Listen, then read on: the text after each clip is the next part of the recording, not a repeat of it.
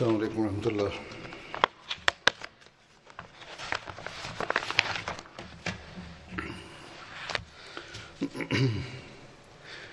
أشهد أن لا إله إلا الله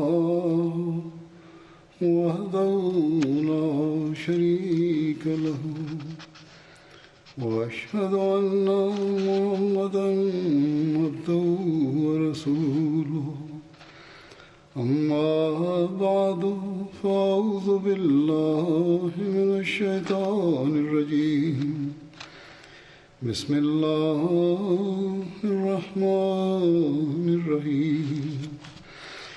الحمد لله رب العالمين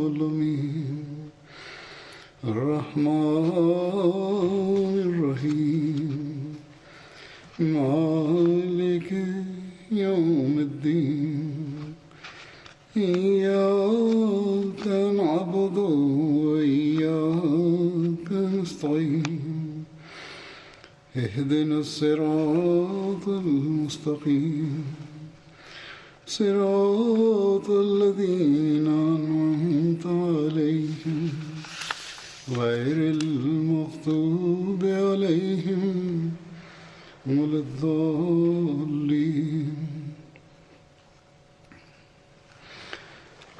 آج کل کے حالات کے مطابق اور جو قانون یہاں کی حکومت نے بنایا ہے اس کے مطابق باقاعدہ لوگوں کو سامنے بٹھا کے مقتدی سامنے بیٹھے ہوں، سننے والے سامنے بیٹھے ہوں، خطبہ نہیں دیا جا سکتا، اور قانون کے دائرے میں رہتے ہوئے جس حد تک اجازت ہے اس کے مطابق آج یہاں انتظام کیا گیا ہے مسجد سے میں خطبہ دوں، کیونکہ دنیا میں بہرحال اس وقت خطبہ سننے والے ہزاروں لاکھوں ہیں، چاہے مسجد میں میرے سامنے اس وقت کوئی ہو یا نہ ہو. یہ وحدت قائم رکھنے کی ہمیں ہمیشہ کوشش کرنی چاہیے اور دعا بھی کرتے رہنا چاہیے. اللہ تعالیٰ حالات کی بہتر کرے، اس وبا کو بھی دور کرے، اور پھر دوبارہ اسی طرح مسجد کی رونقیں واپس بھی آ جائیں. اب میں خطبے کا جو موضوع ہے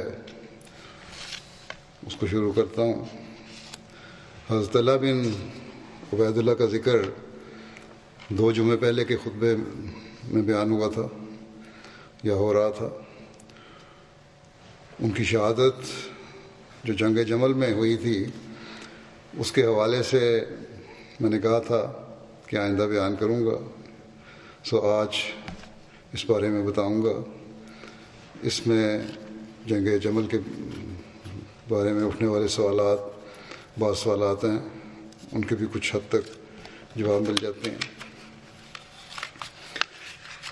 حضرت عمر نے اپنی وفات سے قبل خلافت کی بابت ایک کمیٹی تشکیل دی تھی. اس حوالے سے صحیح بخاری کی ایک روایت میں یہ تفصیل لکھی گئی ہے کہ جب حضرت عمر کی وفات کا وقت قریب تھا تو لوگوں نے کہا امیر المومنین وصیت کر دیں، کسی کو خلیفہ مقرر کر جائیں. انہوں نے فرمایا میں اس خلافت کا حقدار ان چند لوگوں سے بڑھ کر اور کسی کو نہیں پاتا کہ رسول اللہ صلی اللہ علیہ وسلم ایسی حالت میں فوت ہوئے کہ آپ ان سے راضی تھے. اور انہوں نے یعنی حضرت عمر نے پھر حضرت علی، حضرت عثمان، حضرت زبیر، حضرت طلحہ اور حضرت سعد اور حضرت عبد الرحمن بن عوف کا نام لیا اور کہا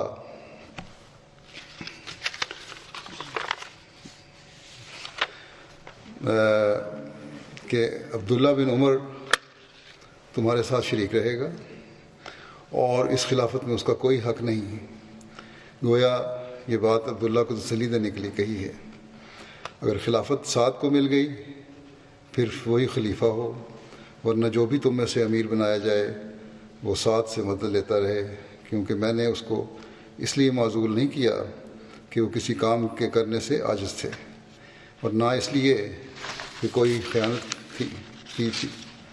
نیز فرمایا، میں اس خلیفہ کو جو میرے بعد ہوگا پہلے مہاجرین کے بارے میں وصیت کرتا ہوں کہ وہ ان کے حقوق ان کے لیے اور ان کی عزت حقوق کے لیے اور ان کی عزت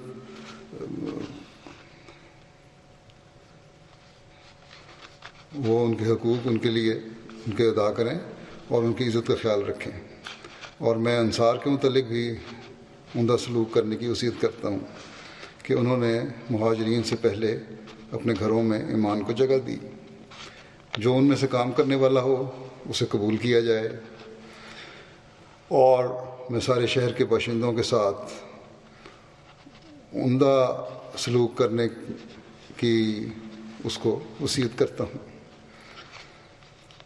کیونکہ وہ اسلام کے پشت پناہ ہیں اور مال کے محسن ہیں، اور دشمن کے اکڑنے کا موجب ہیں، اور یہ کہ ان کی رضامندی سے ان سے وہی لیا جائے جو ان کی ضرورتوں سے بچ جائے، اور میں اس کو بدوی عربوں کے ساتھ نیک سلوک کرنے کی وصیت کرتا ہوں، کیونکہ وہ عربوں کی جڑ ہیں اور اسلام کا مادہ ہیں۔ یہ کہ ان کے ایسے مالوں سے لیا جائے جو ان کے کام کے نہ ہوں، اور پھر انہی کے محتاجوں کو دے دیا جائے، اور میں اس کو اللہ کے ذمہ اور اس کے رسول صلی اللہ علیہ وسلم کے ذمہ کرتا ہوں۔ جن لوگوں سے عہد لیا گیا ہو ان کا عہد ان کے لیے پورا کیا جائے، اور ان کی حفاظت کے لیے ان سے مدافعت کی جائے، اور ان سے بھی اتنا ہی لیا جائے جتنا ان کی طاقت ہو۔ جب آپ فوت ہو گئے تو ہم ان کو لے کر نکلے اور پیدل چلنے لگے، تو حضرت عبداللہ بن عمر نے حضرت عائشہ کو السلام علیکم کہا اور کہا عمر بن خطاب اجازت مانگتے ہیں۔ انہوں نے کہا اندر ان کو اندر لے آؤ، چنانچہ ان کو اندر لے گئے اور وہاں ان کے دونوں ساتھیوں کے ساتھ رکھ دیے گئے۔ جب ان کی تدفین سے فراغت ہوئی تو وہ آدمی جمع ہوئے جن کا نام حضرت عمر نے لیا تھا۔ حضرت عبد الرحمن بن عوف نے کہا، اپنا معاملہ اپنے میں سے 3 آدمیوں کے سپرد کر دو۔ حضرت زبیر نے کہا، میں نے اپنا اختیار حضرت عبد الرحمن بن عوف کو دیا۔ حضرت عبد الرحمن نے حضرت علی اور حضرت عثمان سے کہا، آپ دونوں میں جو بھی اس امر سے دستبردار ہوگا ہم اسی کے حوالے اس معاملے کو کر دیں گے، اور اللہ اور اسلام اس کا نگران ہوں۔ ان میں اسی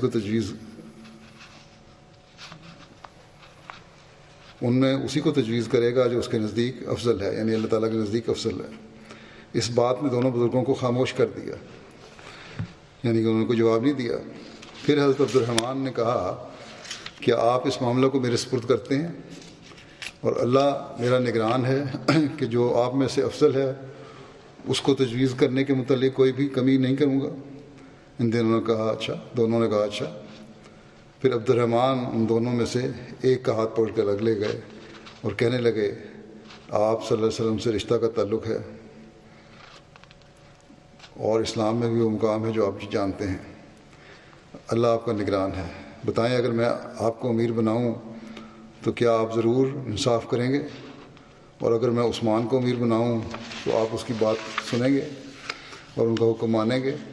پھر حضرت عبد الرحمن دوسرے کو تنہائی میں لے گئے اور ان سے بھی ویسے ہی کہا۔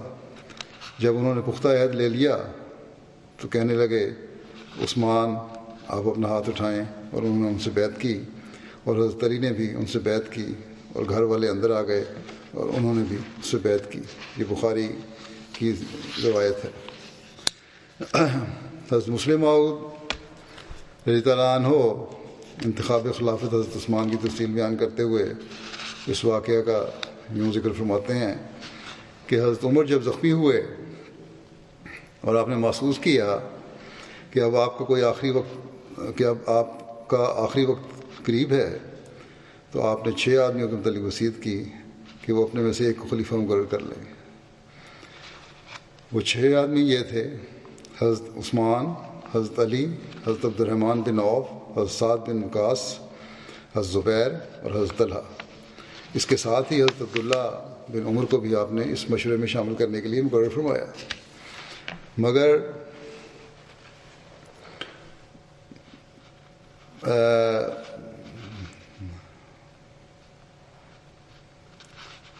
خلافت کا حقدار قرار نہ دیا اور وصیت کی کہ یہ سب لوگ 3 دن میں فیصلہ کریں، اور 3 دن کے لیے صہیب کو امام الصلاۃ مقرر کیا اور مشورہ کی نگرانی مقداد بن اسود کے سپرد کی، اور انہوں نے ہدایت کی کہ وہ سب کو ایک جگہ جمع کر کے فیصلہ کرنے پر مجبور کریں اور خود تلوار لے کر دروازے پر پہرا دیتے رہیں، اور فرمایا کہ جس پر کثرت رائے سے اتفاق ہو سب لوگ اس کی بیعت کریں، اور اگر کوئی انکار کرے تو اسے قتل کر دو، لیکن اگر دونوں طرف 3 ہو جائیں تو عبداللہ بن عمر ان میں سے جس کو تجویز کریں وہ خلیفہ ہو، اگر اس فیصلے پر وہ راضی نہ ہوں تو جس طرف عبد الرحمن بن عوف ہوں وہ خلیفہ ہو۔ آخر پانچوں اصحاب نے مشورہ کیا، کیونکہ طلحہ اس وقت مدینے میں نہ تھے، مگر کوئی نتیجہ برآمد نہ ہوا۔ بہت لمبی بحث کے بعد حضرت عبد الرحمن بن عوف نے کہا کہ اچھا، جو شخص اپنا نام واپس لینا چاہتا ہے وہ بولے۔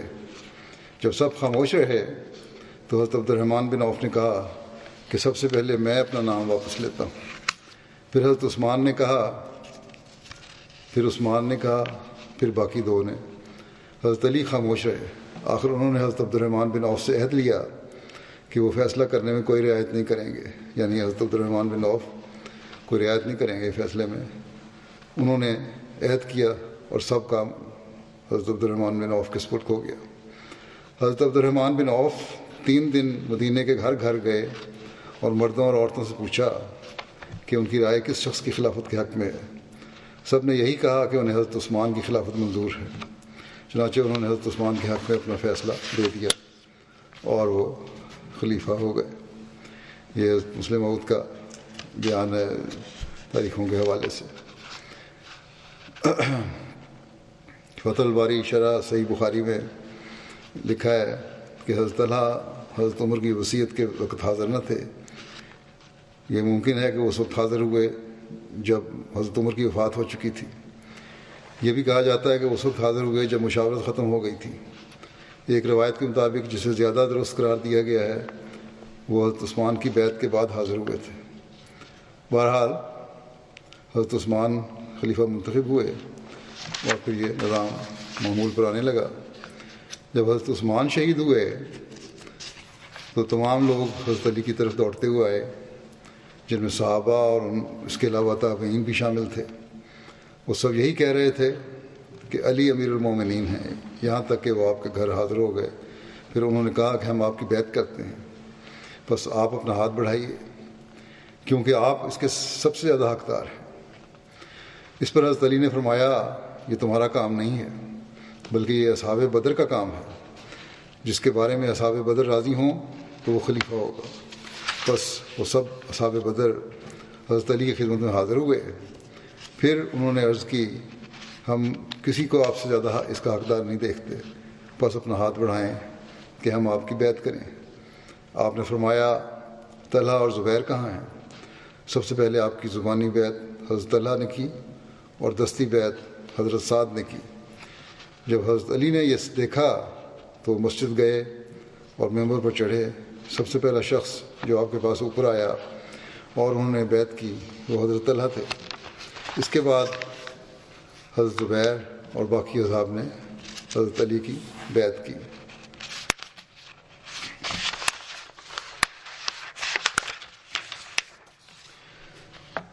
حضرت طلحہ اور حضرت زبیر اور حضرت عائشہ وغیرہ نے حضرت علی کی بیعت کی تھی یا نہیں، اس کا تذکرہ کرتے ہوئے حضرت مسلم موعود فرماتے ہیں، یہ ذکر آپ اپنی خواجہ ایک تقریر میں دے رہے ہیں کہ یا جہاں یہ ذکر ہے جہاں خواجہ کمال الدین صاحب کے بعض اعتراضوں کے جواب میں آپ نے یہ ذکر فرمایا، اور یہ ذکر انتہائی ضروری ہے بیان کرنا، اس لیے میں بیان کر رہا ہوں۔ آپ نے فرمایا حضرت مسلم موعود نے کہ طلحہ اور زبیر اور حضرت عائشہ کے بیعت نہ کرنے سے آپ حجت نہ پکڑیں، یعنی خواجہ صاحب وہ کہہ رہے ہیں ان کو انکار خلافت نہ تھا، بلکہ حضرت عثمان کے قاتلوں کا سوال تھا۔ پھر میں آپ کو بتاؤں، جس نے آپ سے کہا ہے کہ انہوں نے حضرت علی کی بیعت نہیں کی، وہ غلط کہتا ہے۔ حضرت عائشہ تو اپنی غلطی کا اقرار کر کے مدینہ جا بیٹھیں، اور طلحہ اور زبیر نہیں فوت ہوئے جب تک کہ بیعت نہ کر لی۔ چنانچہ چند حوالہ جات ذیل میں درج کیے جاتے ہیں۔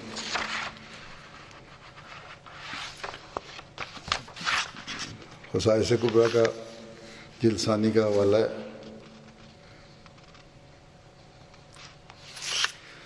حاکم نے روایت کی ہے کہ عربی سا ہے، میں چھوڑتا ہوں، ترجمہ پڑھ دیتا ہوں۔ حاکم نے روایت کی ہے کہ ثور بن مجزا نے مجھ سے ذکر کیا کہ میں واقعہ جمل کے دن حضرت طلحہ کے پاس سے گزرا۔ اس وقت ان کی نزع کی حالت قریب تھی۔ مجھ سے پوچھنے لگے کہ تم کون سے گروہ میں سے ہو؟ میں نے کہا حضرت امیر المومنین علی کی جماعت میں سے ہوں۔ تو کہنے لگے اچھا اپنا ہاتھ بڑھاؤ تاکہ میں تمہارے ہاتھ پر بیعت کر لوں۔ چنانچہ انہوں نے میرے ہاتھ پر بیعت کی اور پھر جان بحق تسلیم کر گئے۔ میں نے آ کر حضرت علی سے تمام واقعہ عرض کر دیا۔ آپ سن کر کہنے لگے اللہ اکبر، خدا کے رسول کی بات کیا سچی ثابت ہوئی۔ اللہ تعالیٰ نے یہی چاہا کہ طلحہ میری بیعت کے بغیر جنت میں نہ جائے۔ آپ عشرہ مبشرہ میں سے تھے۔ حضرت عائشہ کے پاس ایک دفعہ واقعہ جمل مذکور ہوا، ذکر ہوا، تو کہنے لگیں کیا لوگ واقعہ جمل کا ذکر کرتے ہیں؟ کسی ایک نے کہا جی اسی کا ذکر کیا ہے۔ کہنے لگیں کہ کاش جس طرح اور لوگ اس روز بیٹھے رہے میں بھی بیٹھی رہتی۔ اس بات کی تمنا مجھے اس سے بھی کہیں بڑھ کر ہے کہ میں حضرت صلی اللہ علیہ وسلم سے 10 بچے جنتی، جن میں سے ہر بچہ عبد الرحمن بن حارث بن حشام جیسا ہوتا۔ پھر اگلا بات جو ہے وہ یہ ہے، اور طلحہ اور زبیر عشرہ مبشرہ میں سے بھی ہیں جن کی بابت حضرت صلی اللہ علیہ وسلم نے جنت کی بشارت دی ہوئی ہے، اور حضرت صلی اللہ علیہ وسلم کی بشارت کا سچا ہونا یقینی ہے۔ پھر یہی نہیں، انہوں نے خروج سے رجوع اور توبہ کر لی تھی۔ یہ بھی حوالہ مسلم نے دیا۔ حضرت عثمان کی شہادت، حضرت علی کی بیعت اور جنگ جمل کا تذکرہ بیان کرتے ہوئے حضرت مسلم فرماتے ہیں کہ قاتلوں کے گروہ مختلف جہات میں پھیل گئے تھے اور اپنے آپ کو الزام سے بچانے کے لیے دوسروں پر الزام لگاتے تھے۔ جب ان کو معلوم ہوا کہ حضرت علی نے مسلمانوں سے بیعت لے لی ہے تو ان کو آپ پر الزام لگانے کا عمدہ موقع مل گیا، اور یہ بات درست بھی تھی کہ آپ یعنی حضرت علی کے ارد گرد حضرت عثمان کے قاتلوں میں سے کچھ لوگ جمع بھی ہو گئے تھے۔ اس لیے ان مخالفین کو، منافقین کو الزام لگانے کا عمدہ موقع حاصل تھا۔ چنانچہ ان میں سے جو جماعت مکہ کی طرف گئی تھی اس نے حضرت عائشہ کو اس بات پر آمادہ کر لیا کہ وہ حضرت عثمان کے خون کا بدلہ لینے کے لیے جہاد کا اعلان کریں۔ چنانچہ انہوں نے اس بات کا اعلان کیا اور صحابہ کو اپنی مدد کے لیے طلب کیا۔ حضرت طلحہ اور زبیر نے حضرت علی کی بیعت اس شرط پر کر لی تھی کہ وہ حضرت عثمان کے قاتلوں سے جلد بدلہ لیں گے۔ انہوں نے جلدی کے جو معنی سمجھے تھے، یعنی ان دونوں نے، وہ حضرت علی کے نزدیک خلاف مصلحت تھی۔ ان کا خیال تھا کہ پہلے تمام صوبوں کا انتظام ہو جائے، پھر قاتلوں کو سزا دینے کی طرف توجہ کی جائے، کیونکہ اول مقدم اسلام کی حفاظت ہے۔ قاتلوں کے معاملے میں دیر ہونے سے کوئی حرج نہیں۔ اسی طرح قاتلوں کو تعین میں بھی اختلاف تھا۔ جو لوگ نہایت افسردہ شکلیں بنا کر سب سے پہلے حضرت علی کے پاس پہنچ گئے تھے اور اسلام میں تفرقہ ہو جانے کا اندیشہ ظاہر کرتے تھے، ان کی نسبت حضرت علی کو بالطبع شبہ نہ ہوتا تھا کہ یہ لوگ فساد کے بانی ہیں۔ دوسرے لوگ ان کو شبہ کرتے تھے۔ اس اختلاف کی وجہ سے طلحہ اور زبیر نے یہ سمجھا کہ حضرت علی اپنے عہد سے پھرتے ہیں، چونکہ انہوں نے ایک شرط پر بیعت کی تھی اور وہ شرط ان کے خیال میں حضرت علی نے پوری نہ کی تھی، اس لیے وہ شرعاً اپنے آپ کو بیعت سے آزاد خیال کرتے تھے۔ جب حضرت عائشہ کا اعلان ان کو پہنچا تو وہ بھی ان کے ساتھ جا ملے، یعنی حضرت عائشہ کے ساتھ، اور سب مل کر بصرہ کی طرف چلے گئے۔ بصرہ میں گورنر نے لوگوں کو آپ کے ساتھ ملنے سے باز رکھا، لیکن جب لوگوں کو معلوم ہوا کہ طلحہ اور زبیر نے صرف اکراہ سے اور ایک شرط سے مقید کر کے حضرت علی کی بیعت کی ہے، تو اکثر لوگ آپ کے ساتھ شامل ہو گئے۔ جب حضرت علی کو اس لشکر کا علم ہوا تو آپ نے بھی ایک لشکر تیار کیا اور بصرہ کی طرف روانہ ہوئے۔ بصرہ پہنچ کر آپ نے ایک آدمی کو حضرت عائشہ اور طلحہ اور زبیر کی طرف بھیجا۔ وہ آدمی پہلے حضرت عائشہ کی خدمت میں حاضر ہوا اور دریافت کیا کہ آپ کا ارادہ کیا ہے۔ انہوں نے جواب دیا کہ ہمارا ارادہ صرف اصلاح ہے۔ اس کے بعد اس شخص نے طلحہ اور زبیر کو بھی بلوایا اور ان سے پوچھا کہ آپ بھی اسی لیے جنگ پر آمادہ ہوئے ہیں؟ انہوں نے کہا کہ ہاں، جو وجہ بتائی تھی۔ اس شخص نے جواب دیا کہ اگر آپ کا منشا اصلاح ہے تو اس کا یہ طریق نہیں جو آپ نے اختیار کیا ہے، اس کا نتیجہ تو فساد ہے۔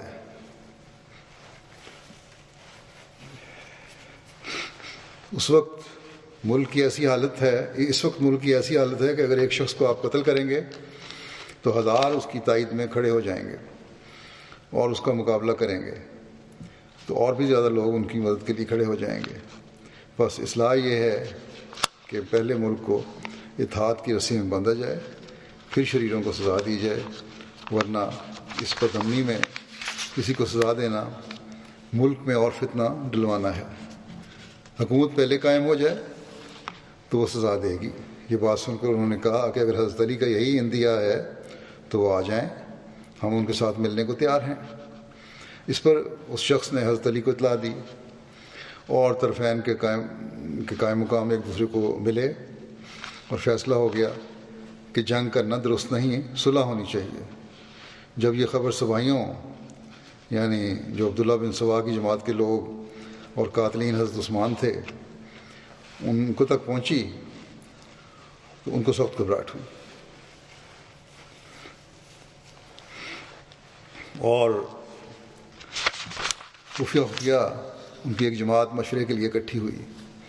انہوں نے مشورے کے بعد فیصلہ کیا کہ مسلمانوں میں صلح ہو جانی ہمارے لیے سخت مضر ہوگی، کیونکہ اسی وقت تک ہم حضرت عثمان کے قتل کی سزا سے بچ سکتے ہیں جب تک کہ مسلمان آپس میں لڑتے رہیں گے۔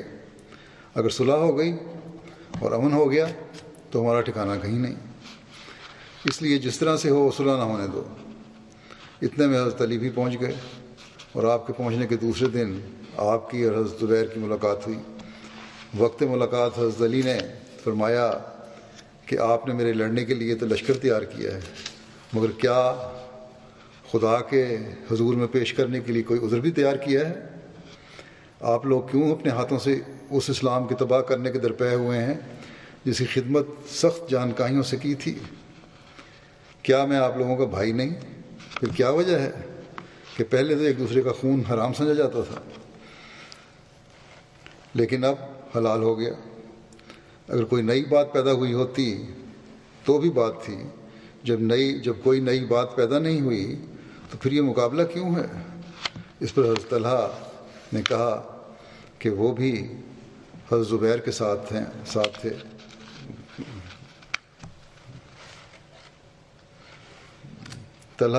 اس پر حضرت طلحہ نے کہا جو حضرت زبیر کے ساتھ تھے کہ آپ نے حضرت عثمان کے قتل پر لوگوں کو اکسایا ہے۔ حضرت علی نے فرمایا کہ میں حضرت عثمان کے قتل میں شریک ہونے والوں پر لعنت کرتا ہوں۔ پھر حضرت علی نے حضرت زبیر سے کہا کیا تم کو یاد نہیں کہ رسول کریم صلی اللہ علیہ وسلم نے فرمایا تھا کہ خدا کی قسم تو علی سے جنگ کرے گا اور تو ظالم ہوگا۔ یہ سن کر حضرت زبیر اپنے لشکر کی طرف واپس لوٹے اور قسم کھائی کہ وہ حضرت علی سے ہرگز جنگ نہیں کریں گے، اور اقرار کیا کہ انہوں نے اجتہاد میں غلطی کی۔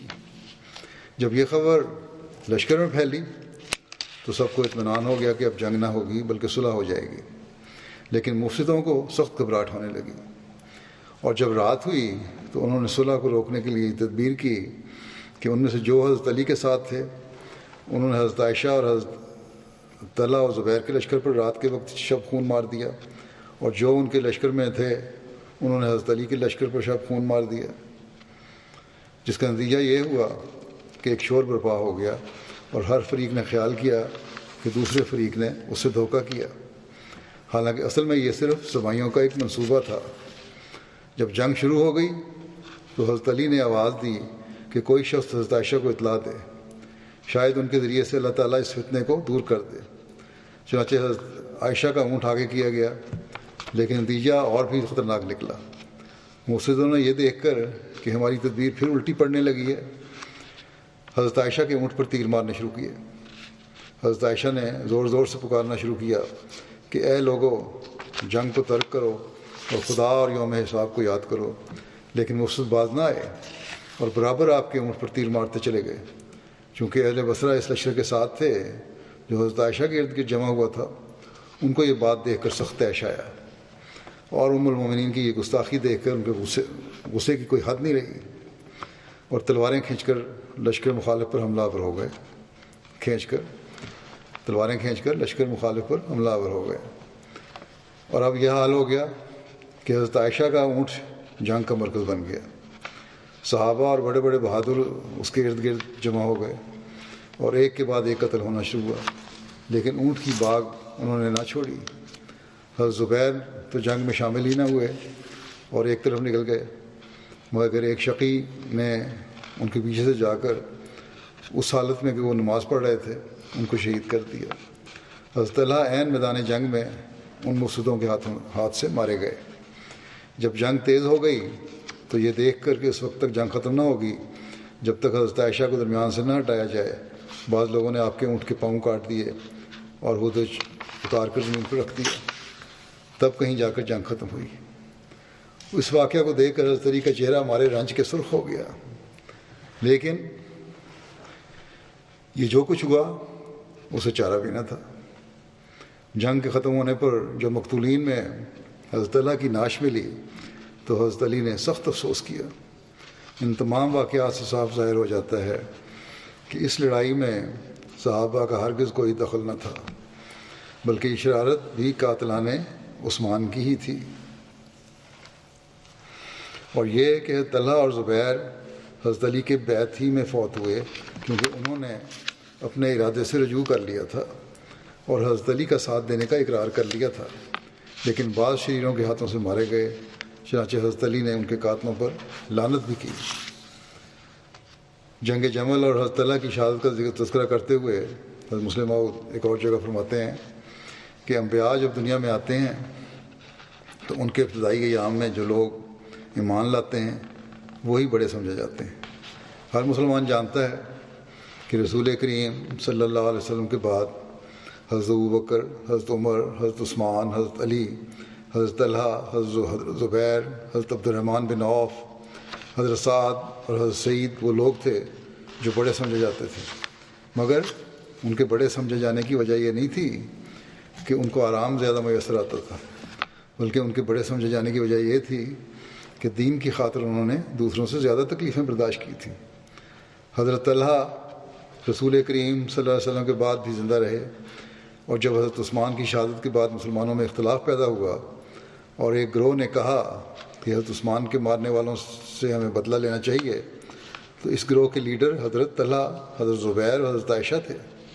لیکن دوسرے گروہ نے کہا کہ مسلمانوں میں تفریقہ پڑ چکا ہے، آدمی مرا ہی کرتے ہیں، سر دست ہمیں تمام مسلمانوں کو اکٹھا کرنا چاہیے تاکہ اسلام کی شوکت اور اس کی عظمت قائم ہو، بعد میں ہم ان لوگوں سے بدلہ لے لیں گے۔ اس گروہ کے لیڈر حضرت علی تھے۔ یہ اختلاف اتنا بڑھا کہ حضرت طلحہ، حضرت زبیر اور حضرت عائشہ نے الزام لگایا کہ علی ان لوگوں کو پناہ دینا چاہتے ہیں جنہوں نے حضرت عثمان کو شہید کیا ہے، اور حضرت علی نے الزام لگایا کہ ان لوگوں کو اپنی ذاتی غرضیں زیادہ مقدم ہیں، اسلام کا فائدہ ان کے مد نظر نہیں۔ گویا اختلاف اپنی انتہائی صورت تک پہنچ گیا اور پھر آپس میں جنگ بھی شروع ہوئی، ایسی جنگ جس میں حضرت عائشہ نے لشکر کی کمان کی۔ حضرت طلحہ اور حضرت زبیر بھی اس لڑائی میں شامل تھے، جیسا کہ پہلے ذکر ہو چکا ہے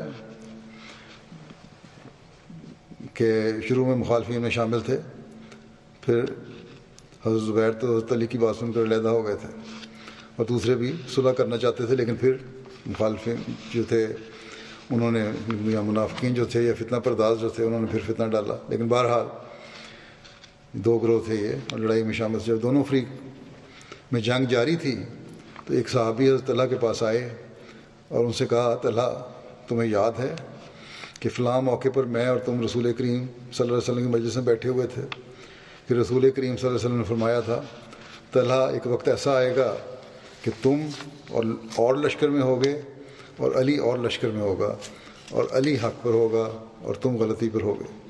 حضرت طلحہ نے یہ سنا تو ان کی آنکھیں کھل گئیں اور انہوں نے کہا ہاں مجھے یہ بات یاد آ گئی ہے.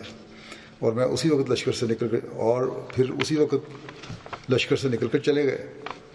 جب وہ لڑائی چھوڑ کر جا رہے تھے تاکہ رسول کریم صلی اللہ علیہ وسلم کی بات پوری کی جائے تو ایک بدبخت انسان جو حضرت علی کے لشکر کا سپاہی تھا اس نے پیچھے سے جا کر آپ کو خنجر مار کر شہید کر دیا. حضرت علی اپنی جگہ پر بیٹھے ہوئے تھے. وہ جو قاتل تھا طلحہ کا وہ اس خیال سے کہ مجھے بہت بڑا انعام ملے گا دوڑتا ہوا آیا اور اس نے کہا کہ اے امیر المومنین, حضرت علی کو کہا آپ کو آپ کے دشمن کے مارے جانے کی خبر دیتا ہوں. حضرت علی نے کہا کون دشمن؟ اس نے کہا اے امیر المومنین میں نے طلحہ کو مار دیا ہے. حضرت علی نے فرمایا اے شخص میں بھی تجھے رسول کریم صلی اللہ علیہ وسلم کی طرف سے بشارت دیتا ہوں کہ تو دوزخ میں ڈالا جائے گا, کیونکہ رسول کریم صلی اللہ علیہ وسلم نے ایک دفعہ فرمایا تھا جب کہ طلحہ بھی بیٹھے ہوئے تھے اور میں بھی بیٹھا ہوا تھا کہ اے طلحہ تو ایک دفعہ حق و انصاف کی خاطر ذلت برداشت کرے گا اور تجھے ایک شخص مار ڈالے گا مگر خدا اس کو جہنم میں ڈالے گا. اس لڑائی میں جب حضرت علی اور حضرت طلحہ اور زبیر کے لشکر کی صفیں ایک دوسرے کے آمنے سامنے کھڑی ہوئیں تو حضرت طلحہ اپنی تائید میں دلائل بیان کرنے لگے. یہ اس وقت سے پہلے کی بات ہے جب ایک صحابی نے انہیں حدیث یاد دلائی تھی اور وہ جنگ چھوڑ کر چلے گئے تھے. وہ دلائل بیان کر ہی رہے تھے کہ حضرت علی کے لشکر میں سے ایک شخص نے کہا او ٹنڈے چپ کر. حضرت طلحہ کا ایک ہاتھ بالکل شل تھا, وہ کام نہیں کرتا تھا. جب اس نے کہا او ٹنڈے چپ کر تو حضرت طلحہ نے فرمایا کہ تم نے کہا تو یہ ہے کہ ٹنڈے چپ کر, مگر تمہیں پتہ بھی ہے کہ میں ٹنڈا کس طرح ہوا ہوں. احد کی جنگ میں جب مسلمانوں کے قدم اکھڑ گئے اور رسول کریم صلی اللہ علیہ وسلم کے ساتھ صرف 12 آدمی رہ گئے تو 3000 کافروں کے لشکر نے ہمیں گھیرے میں لے لیا اور انہوں نے چاروں طرف سے رسول کریم صلی اللہ علیہ وسلم پر تیر برسانے شروع کر دیے اس خیال سے کہ اگر آپ مارے گئے تو تمام کام ختم ہو جائے گا. اس وقت کفار کے لشکر کے ہر سپاہی کی کمان محمد رسول اللہ صلی اللہ علیہ وسلم کے منہ کی طرف تیر پھینکتی تھی. تب میں نے اپنا ہاتھ رسول کریم صلی اللہ علیہ وسلم کے منہ کے آگے کر دیا اور کفار کے لشکر کے سارے تیر میرے اس ہاتھ پر پڑتے رہے یہاں تک کہ میرا ہاتھ بالکل بیکار ہو کر ٹنڈا ہو گیا, مگر میں نے رسول کریم صلی اللہ علیہ وسلم کے منہ کے آگے سے اپنا ہاتھ نہیں ہٹایا.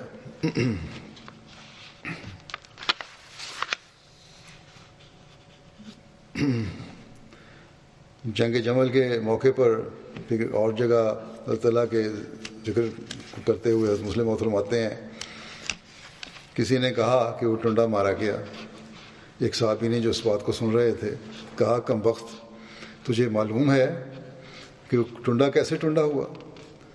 جنگ احد کے موقع پر جب ایک غلط فہمی کی وجہ سے صحابہ کا لشکر میدان جنگ سے بھاگ گیا اور کفار کو یہ معلوم ہوا کہ رسول کریم صلی اللہ علیہ وسلم صرف چند افراد کے ساتھ میدان جنگ میں رہ گئے ہیں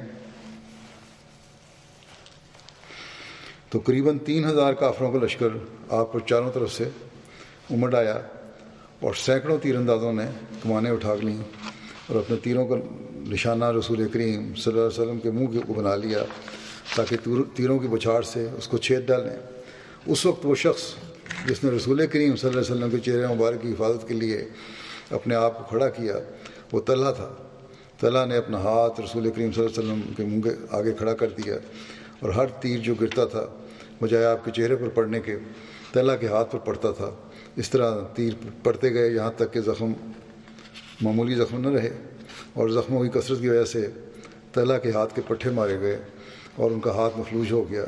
تو جس کو تم حقارت کے ساتھ ٹنڈا کہتے ہو اس کا ٹنڈا ہونا ایسی نعمت ہے کہ ہم میں سے ہر شخص اس برکت کے لیے ترس رہا ہے.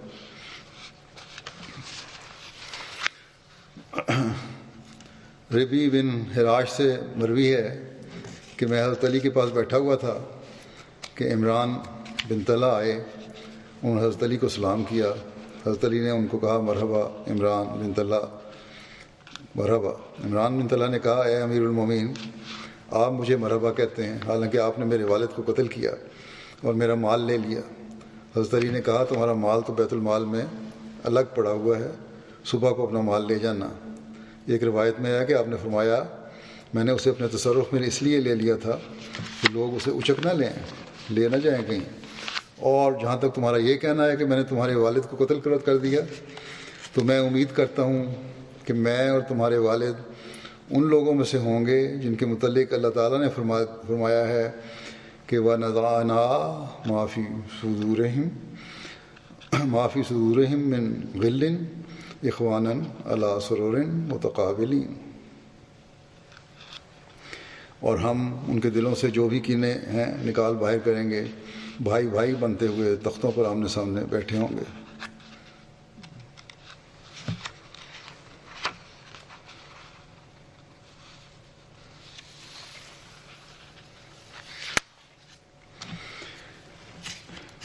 محمد انصاری اپنے والد سے روایت کرتے ہیں کہ جنگ جمل کے روز ایک شخص حضرت علی کے پاس آیا اور کہا طلحہ کے قاتل کو اندر آنے کی اجازت دیں. راوی کہتے ہیں کہ میں نے حضرت علی کو کہتے سنا کہ اس قاتل کو دوزخ کی خبر سنا دو. حضرت طلحہ جب شہید ہوئے اور حضرت علی نے ان کو مقتول دیکھا کہ ان کے چہرے سے حضرت طلحہ کے چہرے پر سے مٹی پہنچنے لگے اور فرمایا اے ابو محمد، یہ بات مجھ پہ بہت شاک ہے کہ میں تجھ کو آسمان کے تاروں کے نیچے خاک آلودہ دیکھوں.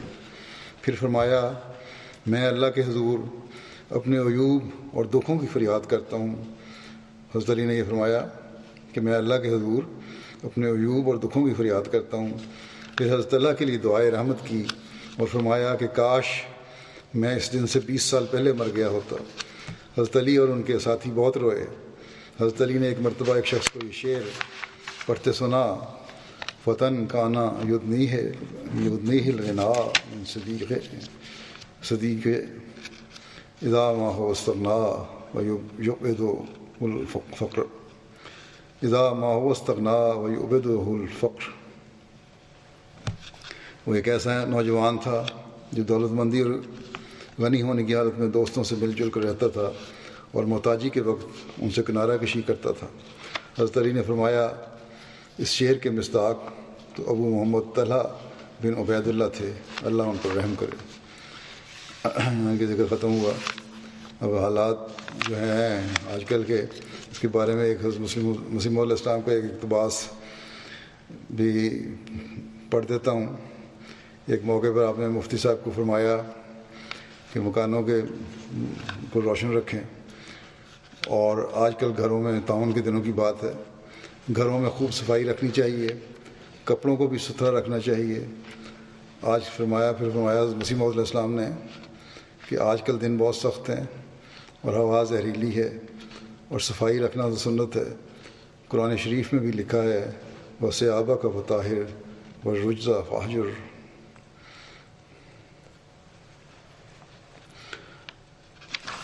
پھر ایک موقع پر فرمایا وہ لوگ جن کے شہروں میں اور دیہات میں تعاون کے شدت کے ساتھ پھیل گیا ہے اپنے شہروں سے دوسری جگہ نہ جائیں، اپنے مکانوں کی صفائی کریں اور انہیں گرم رکھیں اور ضروری تدابیر حفظ ما تقدم کے عمل میں لائیں. اور سب سے بڑھ کر یہ کہ سچی توبہ کریں، پاک تبدیلی کر کے خدا تعالیٰ سے صلح کریں، راتوں کو اٹھ کر تہجد میں دعائیں مانگیں. پھر آپ نے فرمایا کہ اپنی حالت کی سچی تبدیلی ہی خدا کے اس عذاب سے بچا سکے گی. وَلَنِعْمَ مَا قِيلَ.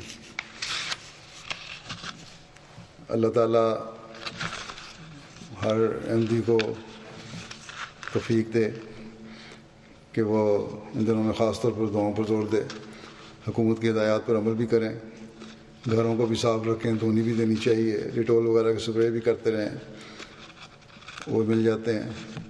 اللہ تعالیٰ سب پر فضل فرمائے اور رحم فرمائے. بہرحال خاص طور پر ان دنوں میں دعاؤں پر خاص دور دیں. اللہ سب کو اس کی توفیق دے.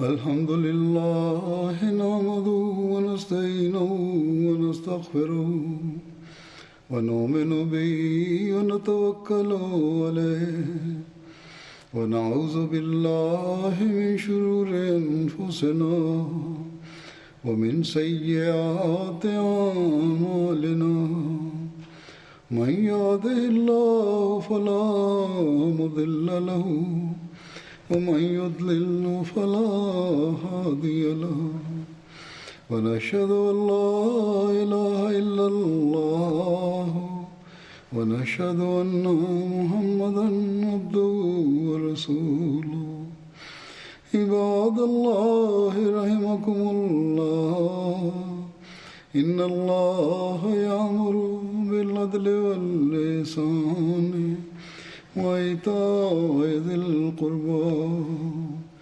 وينهى عن الفحشاء والمنكر والبغي يعظكم لعلكم تذكرون اذكروا الله يذكركم وادعوه يستجب لكم ولذكر الله أكبر